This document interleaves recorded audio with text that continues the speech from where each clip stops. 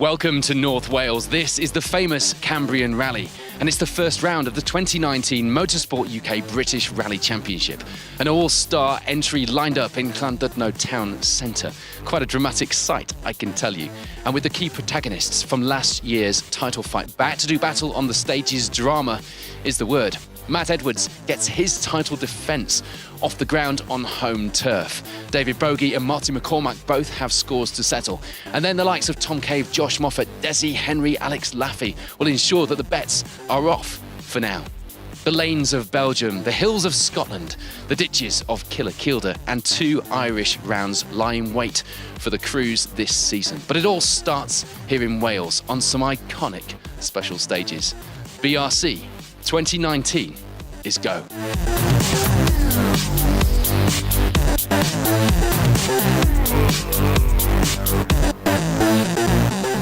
Last year's British Rally champion back out to begin his title defence on his home event.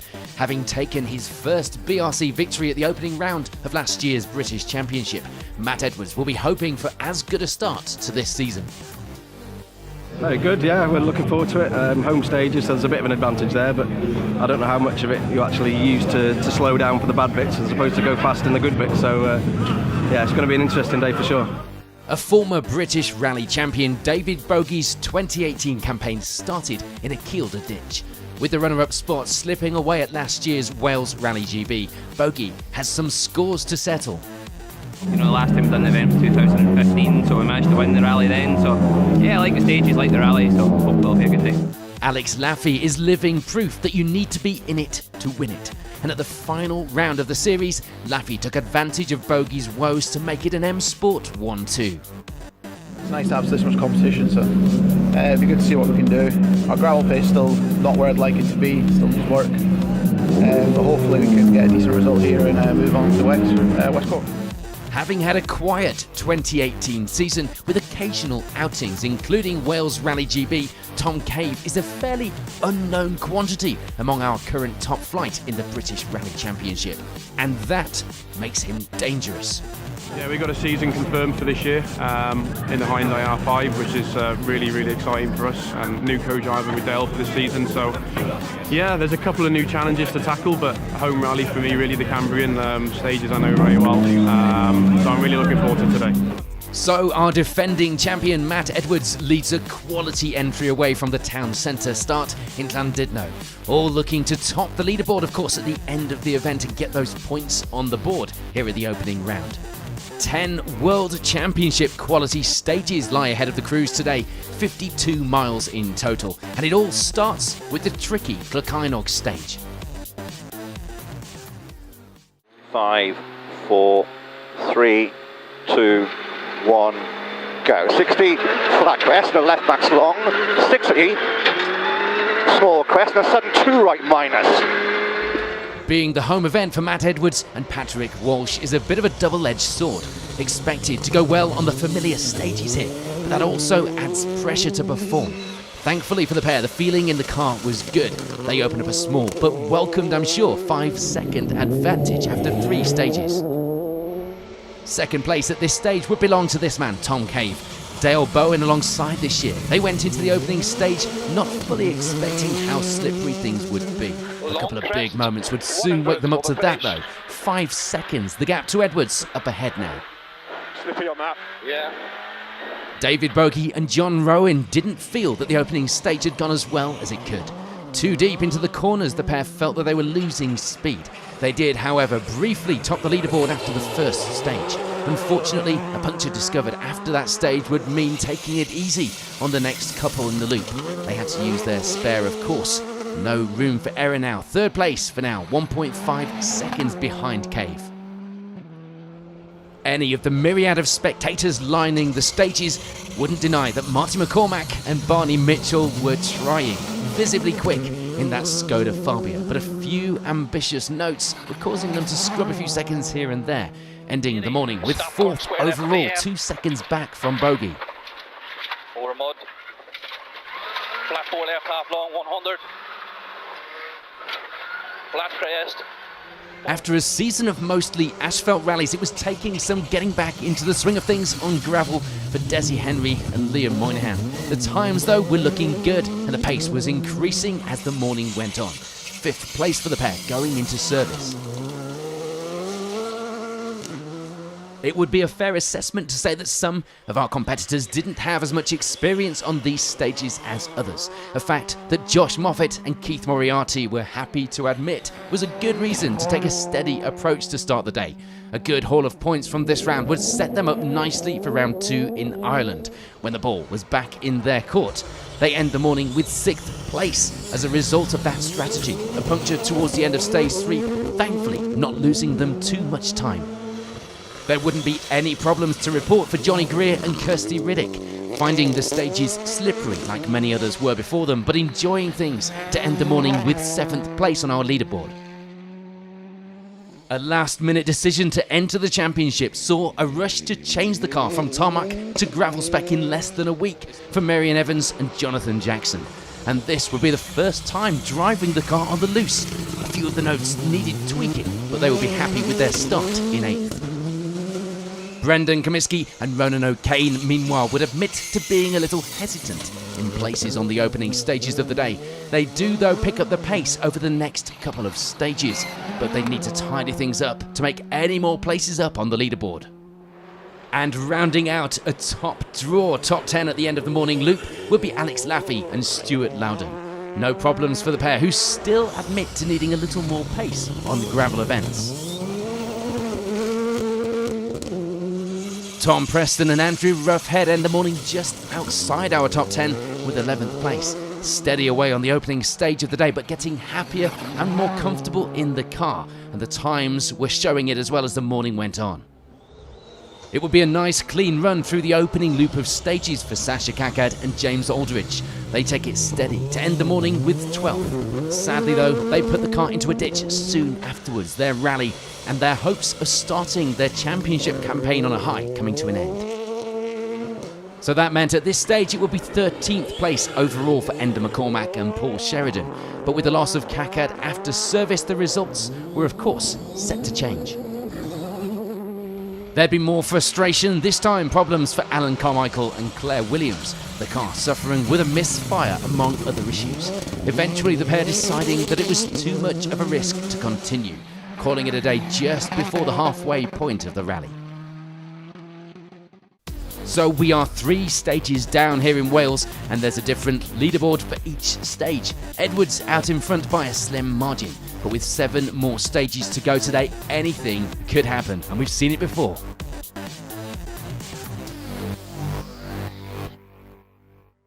A busy afternoon in store for our crews then. 4 more stages after service, including a rerun through Clochainog and Alwyn.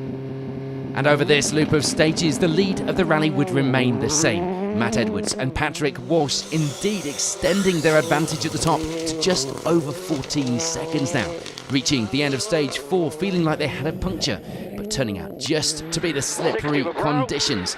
14 seconds, let's not forget. A spin, a puncture, any problems whatsoever, and that time will disappear. 100 up. Right max in. David Bogey and John Rowan were well aware that victory was still possible. But to do that, you still have to finish, of course. The shower of rain in the afternoon thankfully didn't affect the grip too much, the pair managing to work their way back into 2nd place going into the evening stages. Welshman Tom Cave would be complaining of a lack of traction through these stages. He and Dale Bowen trying to change the setup on the Hyundai stage by stage to try and find that ideal setup for these conditions. The trouble was the stages were so different. They slipped back to 3rd. Only 2.8 seconds though behind Bogey with 3 more stages remaining. Marty McCormack and Barney Mitchell meanwhile were still pushing hard.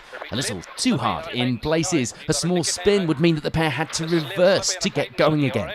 Thankfully for them, only a couple of seconds lost at most. They end this loop of stages with that 4th place that they'd held coming out of the morning service.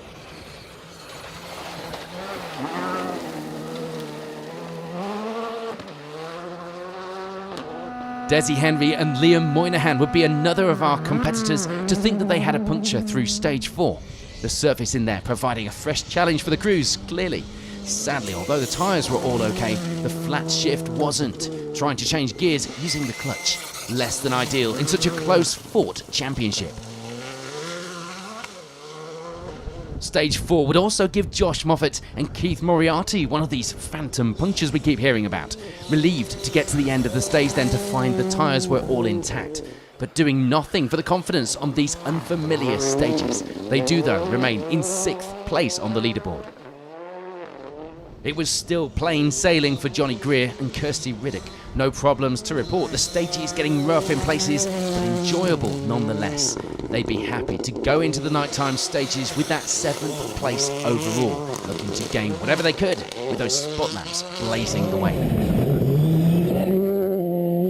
One thing you don't want on the dashboard is a low fuel pressure warning. That was causing a bit of concern, understandably.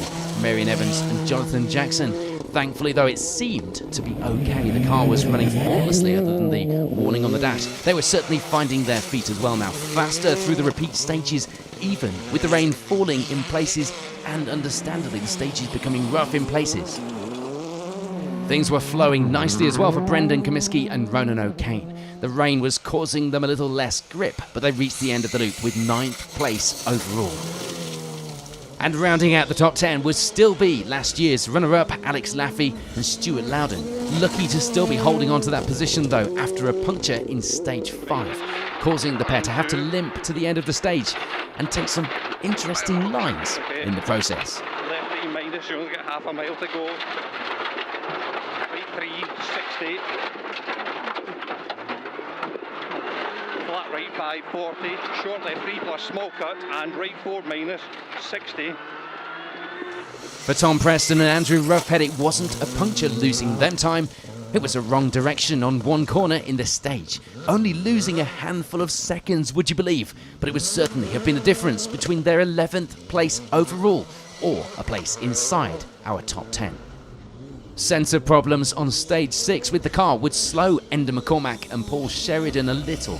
The problem going away for the next stage though. Electrical gremlins is one thing you do not need going into nighttime stages.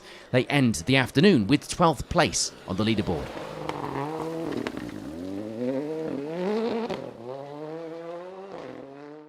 So it's spot lamps on, atmosphere set to max. Going into the evening stages, it looks like it's Matt Edwards' event to lose. The pressure certainly on though, with that battle for the podium places behind.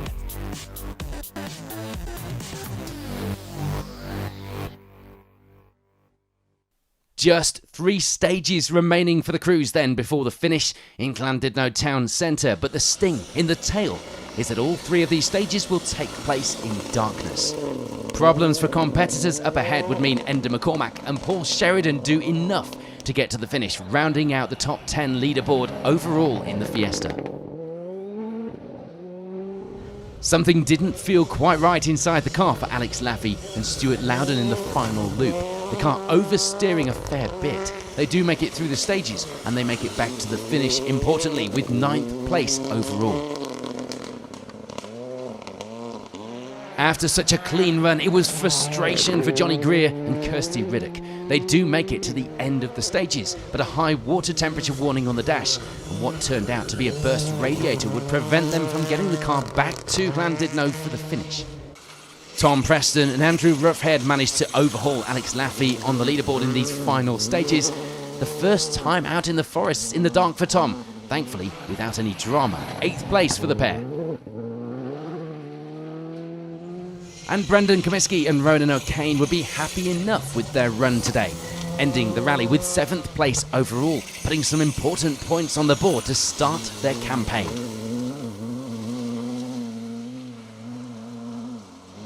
A puncture in the last loop of stages would be a frustrating way to lose a handful of seconds for Marion Evans and Jonathan Jackson. It didn't, though, ruin what was a pretty good result on the first round of the series for the pair. They end the day with 6th place on the leaderboard. Certainly glad that they put that late entry in for the championship. Josh Moffat and Keith Moriarty, meanwhile, do what they need to do and get some valuable points on the board to start the season. With the second round heading over to their more familiar stages, the tables will turn. and they could be ones to watch for victory at round 2. Desi Henry and Liam Moynihan get themselves to the end of what had been a pretty tough rally for the Skoda pair. It wasn't without its problems, but they do take away 4th place at the end of the rally. And the event may be into its final stages, but that wasn't stopping Marty McCormack and Barney Mitchell from pushing. They overdo it a little on stage 8, spinning the car on this corner. Marty had already had to have a word with himself before these 3 stages. Thankfully, no damage. The pair continue with minimal time loss to take the final step on our podium this weekend. 3 left, brake, right for a cut left. Right for a cut left now. And 2 right narrows, 3 left. So what about that podium fight then? With McCormack taking 3rd, it meant that there was a name missing from the results. And unfortunately for Tom Cave and Dale Bowen, it was theirs. 2 punctures in the final stages would mean the pair were unable to get that Hyundai back to the finish, and they'd be forced to end the rally at the stop line of the final stage. Excruciating for the pair. Puncture. Okay, 5 right sharp down into tightens, 90 down. It had been close at the top until this point. Having lost their 2nd place to Cave on the previous stages, it would be a bittersweet result at the end of the day for David Bogie and John Rowan. Happy, of course, to take back that 2nd place to end the rally, but not at all the way they wanted the fight to end. The championship getting off to a much better start for them, though, than 2018, when they ended the first round upside down in a Kielder ditch. But taking an emotional victory this weekend would be Matt Edwards and Patrick Walsh. Victory in front of a home crowd, certainly a long time coming for Matt. 15 years he's been watching and competing on this, his home event. This result here kick-starting that title defence as well in the best possible way. Maximum points for our defending champion. Well done, mate. So before we get reactions from the finish ramp in Llandudno, here's confirmation of those final results here at the opening round of the British Rally Championship. Championship points, of course, reflecting the leaderboard this weekend. Edwards leading the way with 25 points over Bogie and McCormack with 18 and 15 respectively. You had a dream come true last season, but this must be the dream come true for you, home rally. Yeah, I think so, yeah. I mean, I've been watching it, since I can remember, and, to do it the first time it's been BRC round and to do it with the top 10 that was out today, I didn't think it was possible, to be honest, and, I just put some faith in the car, put some faith in the team and the package that we had, and just drove, and from the first stage it felt good, and I just thought, you know what, I think we can do it. You said to us last night that when it came down to it, you were going to consider the championship and you would settle for a podium. That was not settling for a podium. That was in front of the crowds. How does it feel? It's just amazing, to do it again, to achieve a dream come true on the high street of where I've grown up is it's something else, and we've been pushed hard on it. We worked really hard for it all day, and okay, the event was a bit shorter than it should have been, but I'm glad it was. It was 58 miles that felt like 158. The amount of pages of notes per mile was incredible, and to actually, we haven't put a mark on the car, it's just something else. The drive of a champion, congratulations. Thank you, cheers Paul. Well, rally drivers always like it when it's a little bit easier. You didn't have it easy today, but what a fight you gave the spectators. Yeah, it's been a hard day, hard stages, so yeah, very pleased with 2nd, so credit to Matt, he's driven well, so look forward to West Cork now. Yeah, is that the plan for the championship? You're going to keep pushing on? What's the plan? What are you thinking? Because obviously this time last year you didn't have any points on the board. Yeah, it's a good start, more than happy with 2nd place, so we need to go into West Cork now and push for a win, so that's what we're going to focus on. Fighting talk from David Bogie. Of course. Marty, your championship campaign's off to a flyer with that one. Yeah, definitely. Wow, we're really surprised to be in this position in the Cambrian rally we never did before. We came here. We didn't really get a look at things at all during the week, but we came here. We did a good recce on Friday. I was happy. My notes were a bit ambitious at times.